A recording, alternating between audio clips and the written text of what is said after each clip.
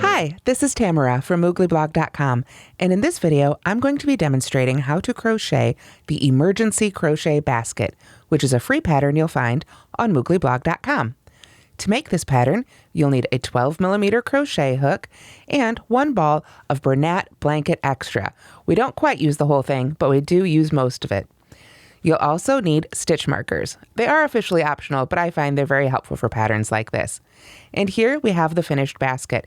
It's approximately 10 inches square at the base and about 6 inches tall on the sides. Now you can see here, if I turn it a little bit, you can see it's got 2 handles, which is always really handy, but of course those are optional as well. And it's a nice, good size. Now you can see it is soft. It's not a very stiff basket, but it does stand up on its own. So it is a great basket to give as a gift, to use for home organization. You can fill it with goodies, whatever you like, and it'll just look really nice and pretty anywhere in the home. The great thing about this basket too is that with this thick yarn and big hook, you can work up one of these in about 2 hours or less. So let's go ahead and get started with our emergency crochet basket. Now the thing about the emergency crochet basket is that none of the stitch counts or row counts are really set in stone. You can adjust this to make it any size you want. So for the original pattern, it says for row 1 to chain 13, skip the chain closest to the hook, and then herringbone half double crochet in each stitch across. But if you wanted a bigger or a smaller basket, you could start with a chain of however many you like. Just remember that if you make it bigger, you might need to get another ball of yarn. Now I've made one chain here, but as you can see, this is a great big jumbo yarn. So we need to kind of take our time and really pull each of those loops through.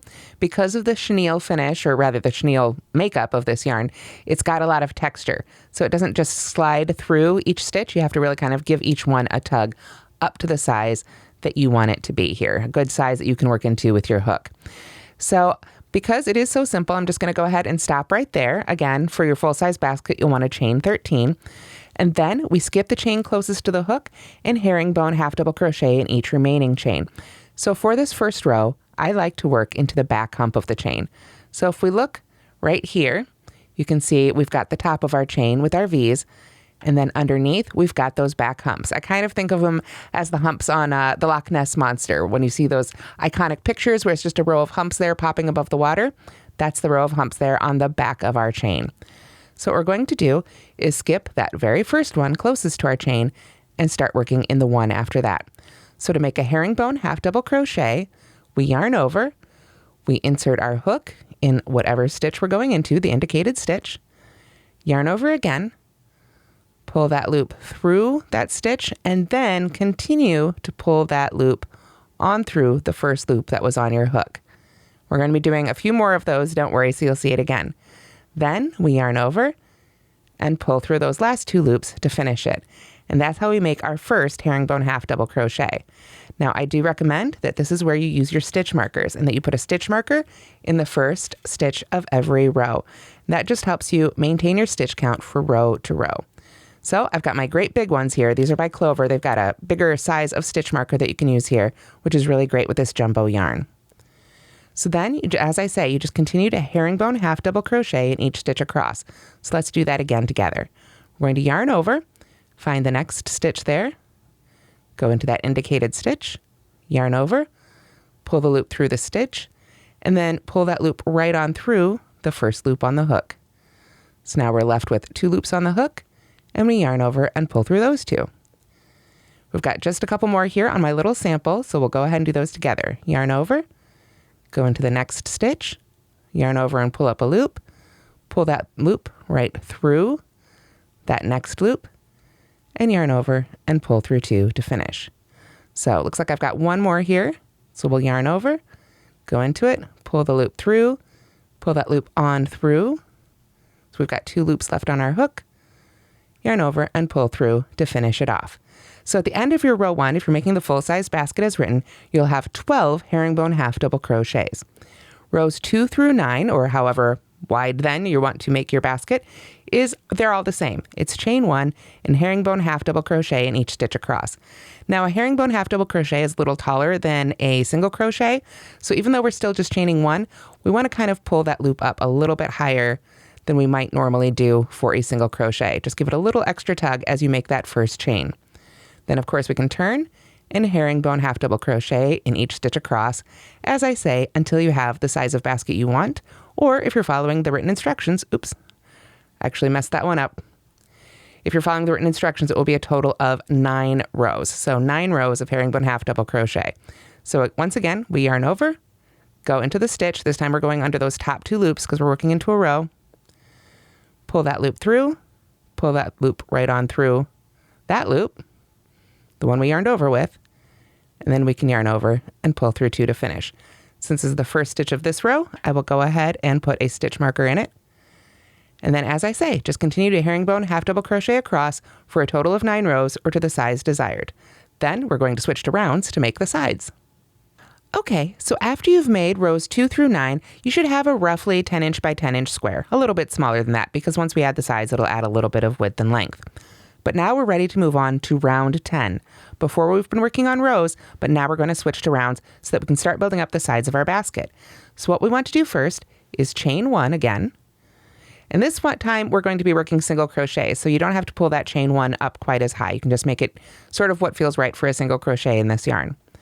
Then we're going to turn, and starting just as we did before in rows, now we're going to single crochet in each in each stitch across.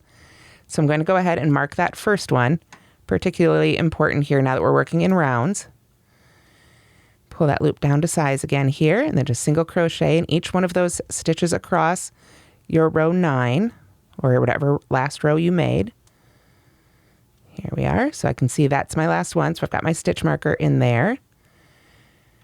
And again, I have a much smaller swatch here than the full-size basket. So you'll have 12 stitches on your, if you're making the full-size one there across. And then when we get to this side here, we are just going to go ahead and turn and single crochet evenly along the sides of the rows. So if you have made the full-size basket rows 1 through 9, when we work along this side, we want to make sure to single crochet 12 stitches evenly along those sides of the rows. Basically, if you want a square basket, you want to make sure that you work the same number of stitches along the side as you did there in your row. So you can space those out just visually, kind of use your stitch markers to help plot those out if you want to. If you've changed the size of the basket, that'll change the number of stitches you work along the side. But again, it's kind of arbitrary. I just wanted a nice square basket, but if you've changed the size and dimensions, you can work however many stitches along this side looks good to you. So since I've only actually made a couple rows here, I'm just going to work. Well, let's see. Let's try and, let's look square. So let's see. We've got 1, 2, 3, 4 stitches here along the top. So I'm going to try and work 4 stitches along the side here just so we can also maintain our look on our tiny little basket here. So as you work into the sides, I like to try and, you can see it's real slick yarn here with this hook, but just try and get under 2 strands along the side there when you can. Try and be consistent. But really, especially with this fuzzy yarn where it all kind of blends together, it's really just about putting the stitches where they look good to you. So I've already got 3 along the side there, so I'm going to go ahead and put a 4th one right in there. Tuck that little end out of the way there. And as you can see, that brings us back to our foundation row.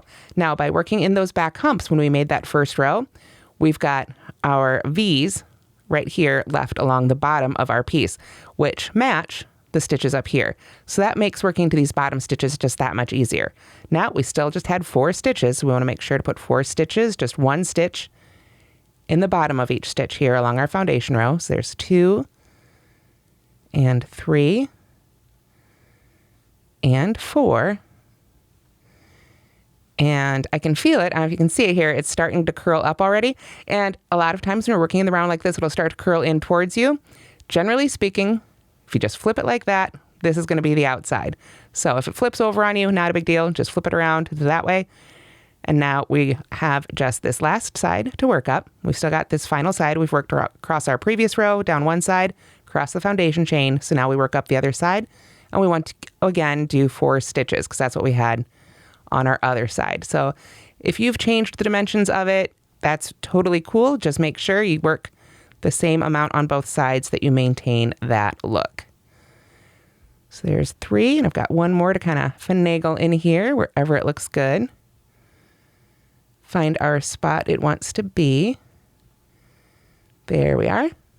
So once you've worked all the way around, again, if you're following the instructions and you've made 12 stitches across for 9 rows, and you worked all the way around, you'd have a total of 48 single crochets at the end of round 10. If you've changed the dimensions, that number will of course be different.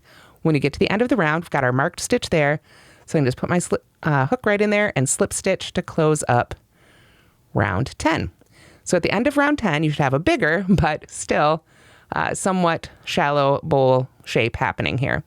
So then for rounds 11 and 12, I'll need to pull up some more yarn here, but rounds 11 and 12 are basically the herringbone half double crochet stitch we've been doing around before, just now we're working it in the round. So let's go ahead and get started on round 11 together, even though rounds 11 and 12 are going to be exactly the same. So for round 11 or 12, we chain 1, and then we herringbone half double crochet right back in that first stitch. So we'll put our hook right in there, pull up our loop, pull that loop right through the first loop on the hook. There we are. Yarn over and pull through 2 to finish it off.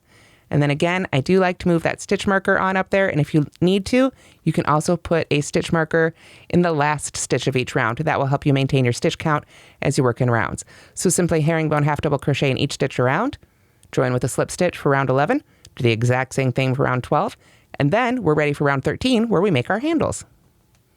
So after round 12, again, you should have your basket building up here a bit, and we're ready for round 13 where we're going to make the handles.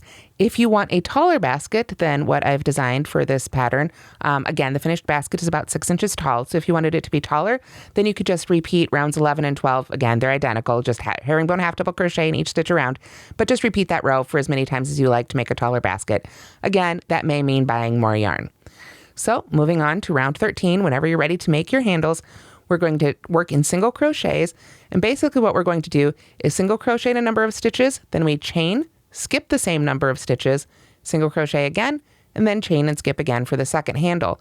So if you've changed the size of your basket, as I have here for our swatch, you'll need to adjust those numbers given in the pattern. If you've made the full-size pattern, we begin with a chain 1 and a single crochet in the first 15 stitches. So I only have 16 stitches here on my little swatch, so I won't be doing quite that many, but we can certainly approximate it here. We have got our first single crochet right there, and then we single crochet again until we have a total of 15 single crochets made on your full-size basket, or wherever you're ready to begin your handles. And if you do decide to come up with your own handle placement, I do have a separate tutorial on my YouTube channel, I believe called basically bag handles, that tells you how to decide where to place those and how to figure that out. So I've got, we'll say 15 stitches made here for the sake of our little swatch. And now we're ready to make our handles. So in the instructions, it says chain 6 and skip stitch 6 stitches. And that creates our bag handle opening. So let's go ahead. I'm only going to do 4 here because I've got my little swatch, but you can chain 6 for your full size, or however long you want your handles to be. If you wanted your handles to be much taller than the base opening, you could do that too. You can really have a lot of opportunity to customize with your handles. But for now, we're going to go ahead and just do our chain here. So again, the written instructions say to chain 6. I'm just going to go ahead and chain 4 for my little guy. Then you would skip 6 stitches. It's hard to say. Skip 6 stitches, or however many you've chained, or however wide you want your bag handle opening to be. So I'm just going to go ahead and skip 4 since I chained 4. So I'll count 1, 2, 3, 4, and then when I come to the next stitch, that's where I put my next single crochet. So when we say skip stitches, we literally mean just skip right on over those as if they weren't there. Just count them out, skip right over. So then we single crochet again. In the written instructions, it says to single crochet in the next 18 stitches. So that would be 1, 2, 3, 4 on across, and that brings us to where we'd want to put our second handle for our full-sized basket. Of course, I've just got my little guy here, so I'm just going to do 4 more. And then we make our second handle. So to make our second handle, again, you would chain 6, or however many you want for the length of your handle. Skip that same number of stitches, or however wide you want that opening to be. 1, 2, 3, 4 for me. And then, because I've just got my little swatch, I'm right back here where I would join. But on your full-size basket, after you make that second handle, you'll have 3 more single crochets to make, 3 more stitches that you can crochet in before you do your join. So to finish our basket, all we have is round 14, or the last round after you've made it to your preferred height. It's very simply chain 1 and single crochet in each stitch and chain around. Now for this basket, I did single crochet into each individual chain of those handles. I just felt it gave it a really nice sturdy look. If you prefer, you could work into that chain space. Totally up to you. Just going to move my stitch marker up there. And then as I say, single crochet in each stitch until you come to that chain. So I've only got a few here. You'd have 15 on the full-size basket there. And then as soon as you come to that chain, I like to single crochet in each one of those individual chains. Now you can work into whatever part of that chain you like. I sometimes prefer to actually go ahead and split the chain and just go right under that back loop. I find it a little easier, especially with a big yarn like this, and it still gives me a really nice handle right there. But you can work into whatever part of that chain makes you happy and whatever part looks good to you. So as long as you're consistent across, you should get results that you like. After you've single crocheted in each one of the chains for your handle, then when we get, get over here to our single crochets again, then you just go back to single crochets and the single crochets until you come to the next handle. Work into each one of those chains and you'll have a nice sturdy handle opening when you're done. After you've worked all the way around for round 14, we simply break our yarn and weave in our ends. And that's how to crochet the emergency basket. I hope you've enjoyed this pattern, and I hope you have a fantastic holiday as well. Thanks so much for watching, and don't forget to like and subscribe.